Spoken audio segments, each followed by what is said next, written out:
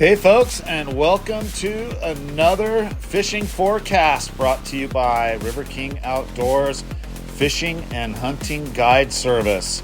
Just want to start off with a couple of announcements to get things rolling here, and then we'll get into the report. We do have some open half-day and full-day trips for the months of May and June. Again, we've got half-day and full-day trips available. Everything provided. We also have transportation from the local casinos here in Laughlin, fishing Lake Mojave, targeting smallmouth bass, maybe a few largemouth mixed in there. Lunch, all the poles and lures are provided on our brand new 21 XL Pro Nitro with live scope. Also, do have a few of our 2 and 3 day packages available for our all-inclusive waterfront lodge. All your meals, lodging, fishing, tackle, lures, the whole 9 yards, right here on the river in our 3-story lodge. We have those packages available for 2 and 3 anglers. Also, we've got just a very few of our single-day hunts available, hunting ducks. We've only got 3 dates available, as you can see right here. In January, our season is just about all the way booked up, so we'd like to see these filled up here so we can stop bugging you with those ads. Next up, we've got 2 bookings open. That's for 4 hunters at our all-inclusive lodge. All your meals, lodging, hunting, everything's provided for you. And those are for 3 days and 3 nights. You can visit our website right here, and we can get you all dialed in. All right, here comes the forecast. Let's start off all the way at the top of Lake Mojave at Willow Beach. Okay, this is just a repeat as usual, but if you want to get on those big stripers, it's the same thing as last time. Get there on Thursdays. Thursday mornings, they stock trout. Throw big trout swim baits. The Huddleston is one of our favorites. And one that we really like is that Bass Pro Shop XPS in trout, that 7-inch. They have a 7-inch and a 9-inch. Those things work great, and they're very inexpensive. They're only about $10. So those are working pretty well. Also, a little bit of top water here and there. Sometimes that's working. If you want to catch a trout's super easy. Use a Mepps rooster tail, power bait, and night crawlers. Not too hard to get them. They stock the trout right there at the fishing pier. You can catch those things right at the fishing pier. And remember, the limit on those trout is 4. Don't get caught with more. You might get a ticket. All right, moving further on down the lake. The Cottonwood area down to Princess Cove. The striper bite still has not been getting going. However, the last few days we have been seeing some shad balls here and there. Not a lot of them, but some of that threadfin shad has been around, and there's been some stripers on them. Not the bigger class stripers. These are those little smaller school-size stripers, but we are starting to see those on those outer points in about 30 to 50 feet of water. They're being really stingy on the bite, though. We're looking for that striper bite to get going as water temps increase. We've been seeing water temps at about 64 to 66 degrees. Sometimes later in the day in the backs of coves, we've been seeing it at 68 degrees. So look for that striper bite. Again, it's late. I know with the last report, we thought we were only 2 or 3 weeks away for that thing to get going. Again, we've had some colder fronts come through, and the water temps are down a little bit from what they were this time last year. But again, look for that striper bite to get going. As soon as that water gets a little bit warmer and these fish start moving into shallower areas and getting on the bite, again, as soon as there's more bait in the water, we're going to see that striper bite take off. Now to what the big ticket is out there, the smallmouth bass. Man, has it been good. Really good. There's a lot of fish to be caught out there. These fish now, they're not on beds anymore. You might find a bed here or there that's kind of random. These fish are in post-spawn. So you're gonna find groups of fish that aren't interested in anything you throw at them, and then you're gonna run into groups of fish that are gonna eat everything that you throw at them. Some of the baits that we've been using, and I'm gonna go ahead and give away some of it, and if you stay tuned till the very end of this video, I'll show pictures and explain exactly what these baits are. I know for some of you guys are just getting into fishing, and a lot of us guys that fish all the time, we tend to throw out terms and lingo and names of baits, and it's kind of hard to understand what it is that we're talking about. But I'm going to show the pictures of them. I'm going to mention them now, and I'll go at the very end of this video. Instead of giving you guys all of the weather, which is pretty easy to find going to Wind Finder. It's been really windy lately, but there are some windows like today, Thursday. The weather is absolutely beautiful. Tomorrow looks great as well. So again, what has been working is the Yamamoto Hula Grub in green pumpkin with black flake, the 4-inch, and we've been rigging that on a football jig, anywhere from 3/8 to 3/4, depending on how deep you want to fish. Slow drag that thing on the bottom. If you can find grass in 20 feet of water, you're in business. A lot of these shallower fish that are in that 5 and 10 foot range are ones that have just got done with the spawn. They're pretty beat up as well. You can see when you catch one, their fins and bellies they're beat up. These fish are beat up, they're skinny. These fish aren't ready to eat so much as the ones that are deeper.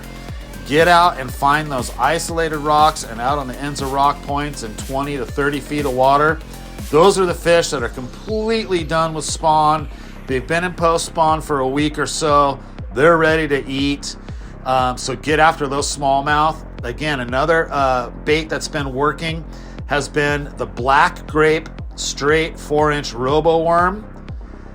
We've been throwing that on 6-pound fluorocarbon with a 1/4 ounce tube weight. Now, if it's not windy, you can get away with a 1/4 ounce. If it's windy, you're gonna wanna step it up to a 3/8 ounce. It's hard to get down to the bottom 20 to 30 feet when that wind's blowing. Some of the other colors and those robo worms are working, but those 4-inch straight worms and also flatworms. I like the Berkeley flatworms and some of those darker browns and greens. Those seem to work well as well. Moving on down to the Catherine's Landing area. Well, again, the fish there are a little bit ahead of schedule, or a little bit ahead of what the fish are up in the basin and the Cottonwood area down to Princess Cove. A lot of these fish that are in the shallower areas are biting anywhere from 5 feet to 15 feet. Those fish are ready to go. Top water has been happening down there. Again, those walking baits have been working good, and poppers have been working well. Again, dragging, if you can find that spongy grass and dragging a jig through there. The football jig, no skirt. Again, that football jig is just plain with the head and the hook, and you thread that hula grub, that Yamamoto hula grub on there, and you're in business. Again, drop shots working against the banks and the bluffs. Crankbait bite hasn't really been getting going on those fish. It's again, we're just kind of in that funky zone where it's in post spawn, but look for those moving baits to start working. We have been catching a few on spinner baits down in the Catherine Landing area on the windier days. Not so much when it's calm, but when it's windy, break out a spinner bait and chuck it and see what happens. We've had a little bit of success with that, and I think it's just getting going at the lower end of the lake. The middle section of the lake that has the moving baits just haven't been working as much. Striper bite down in the Catherine's Landing area sucks. It has not been good, and have not been seeing any fish in that area as far as stripers go. Only been seeing them up in the basin, out on those points, like I was saying, in 30 to 50 feet of water. Hopefully those fish move on down and those get going. There is a catfish bite. There's catfish everywhere. You're gonna get those on anchovies and your various catfish baits. I'm not gonna get into everything to use on it. It's not rocket science to catch catfish, but a lot of catfish around. Now, getting into the lower end of the lake, below Davis Dam on the river in the Laughlin and Bullhead area. Striper bite has started to go. There's some smaller school-sized fish moving around. Jerk baits working good in the community parks and Rotary Parks area and the fishing pier off of the riverside. Also the little Castmasters, the silver, just the plain old Castmasters in a 1/4 ounce to 1/2 ounce. Those are working as well. Again, anchovies on a dropper loop setup. Those will get you some stripers. The striper bite on the river is just now getting going. Okay, enjoy the rest of this footage. And at the end of this footage, we'll go over the baits and how we're rigging them and show you some pictures of what we're doing. Enjoy. Stay tuned to the end so we can show you what these baits are.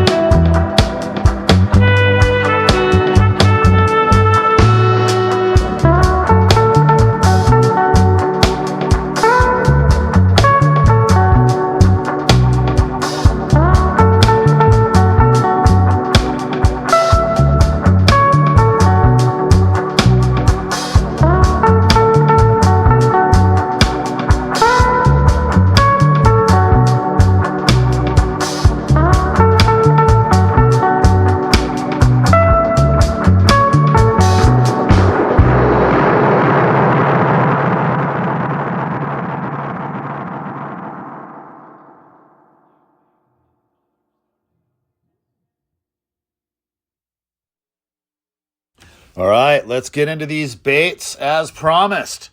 So I'm going to start off with the hula grub. So this is the football jig head that we like to use. I like the brand Picasso. It's a pretty good brand. Not the cheapest brand, but again, I like sharp hooks and I like them to last. Again, so we use this in either 3/8 if we're fishing shallower and less wind, going heavier all the way up to 3/4, depending on how deep and how windy it is. And what we do is we thread on this grub. This is the Yamamoto Hula Grub 4-inch in green pumpkin with black flake. The way you thread that on is you'll have the hook exposed, but you'll have not the pinchers on the left side, but the tentacles, little stringy jig things in the front. Those are what goes towards the football part of your jig, the front, the ball. Again, don't use it with a skirt. Use it without a skirt. We've had the best luck with that. Use that without the skirt. So that is the hula jig. I like to run that on 17-pound fluoro because I like to drag it through the grass and over rocks and all of that. You don't want to lose a lot of these. It could start to get expensive. And it's a pain in the ass when you got to keep rigging all the time. So I use 17-pound fluoro on that, and I like the brand Seagar. It's what works best for us. All right, for our drop shot, I like to use the 6 cents drop shot hook in size 1 or 2, depending on the baits that I'm using. I like to use a 2 on the flatworm and a 2 on the Robo straight worm that I'm going to show you. But again, the hooks that we like to use are the 6 cents number 2s and sometimes the number 1s for the bigger baits. The weight that we're using, and I'll use about 18 inches of leader from the hook to the weight, or these cylinder weights or 2 weights, whatever you want to call them. And if it's light wind and shallower, I'll use the 1/4 ounce. If it's windy and a little bit deeper, I'm going to use the 3/8 ounce. You don't have to spend a lot of money on these. A lot of times I just use the Eagle Claws, about $2 a pack, and you can get them at Walmart. You can get most of all of this at Walmart except the Yamamoto bait and the jig, the hula grub, and the football head. You're going to have to probably go to Bass Pro or somewhere like that to get them, but Walmart has all the drop shot stuff you need. So that's what we like to use. The line that I like to use is this Seagar right here, the black label. It's not cheap, but you get a whole lot more bites on it. That's what I like to use. So hopefully this helps you guys catch more fish. We'll try to get one of these out as soon as we can. We've been pretty busy with these trips. So it's hard. It takes a lot of time to edit these together, even though, it looks pretty shady. The editing that we're doing, it still takes a lot of time to get through this. So we'll try to get one out as soon as possible. In the meantime, get out there, fish, book a trip with us if you can't, and enjoy yourselves. Have a good one, and we'll see you guys soon.